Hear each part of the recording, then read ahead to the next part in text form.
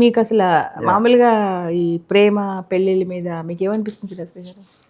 పెళ్ళి అనే సిస్టమ్ మీద నాకు ఎప్పుడు కూడా అసలు వ్యతిరేక భావం అనేది లేదు.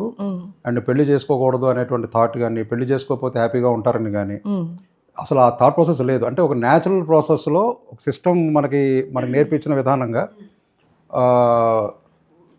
ఈ వయసులో చదువు అయిపోవాలి, ఈ వయసులో పెళ్ళి అయిపోవాలి, ఈ వయసులో పిల్లలని.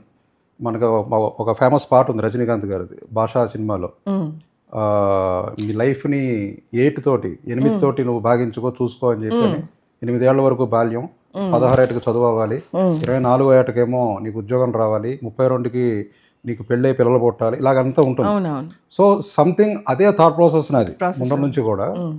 సో ఆ టైంకి అది అయిపోవాలి అనేటువంటి తప్ప అయితే ఏంటి అవ్వకపోతే ఏంటి ఇలాంటి తర్కం నేను ఇప్పుడు చేయలేదు.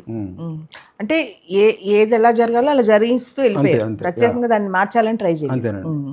రెండోది ఏంటంటే, అంటే పెళ్లి గురించి అంటున్నారు కాబట్టి, ఏదన్నా ఉన్నా కూడా ఇప్పుడు పెళ్ళి అనేది అప్పుడు దాకా మనకున్న ఫ్రీడమ్కి ఖచ్చితంగా ఒక అవరోధమే, అది మనకు తెలియదు.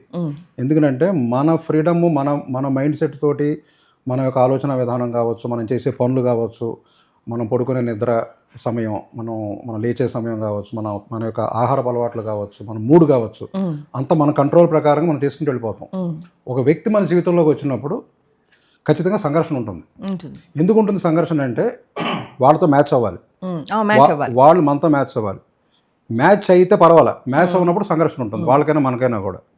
ఇది మనకు ఒక సోషల్ ట్రైనింగ్. మనిషికి ఆ సంఘర్షణ లేకపోతే నెక్స్ట్ లెవెల్కి ఎదగడు, మానసికంగా ఇవాల్వ్ కాడు అని నేను నమ్ముతా. అందువల్ల నేను ఏంటంటే పెళ్ళిని స్వాగతిస్తా.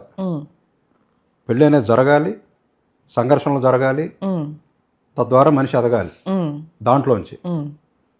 అంతే తప్ప పెళ్లి చేసుకోకుండా ఉండిపోయో, లేకపోతే పూర్తిగా బయటకు వచ్చేసి సిస్టంలోంచి నా స్వేచ్ఛ, ఇదే కరెక్ట్ అనుకోవటం, అది అసలు ఎదుగుదలకి అవరోధం ఏమో అని చెప్పి నేను అనుకుంటాను.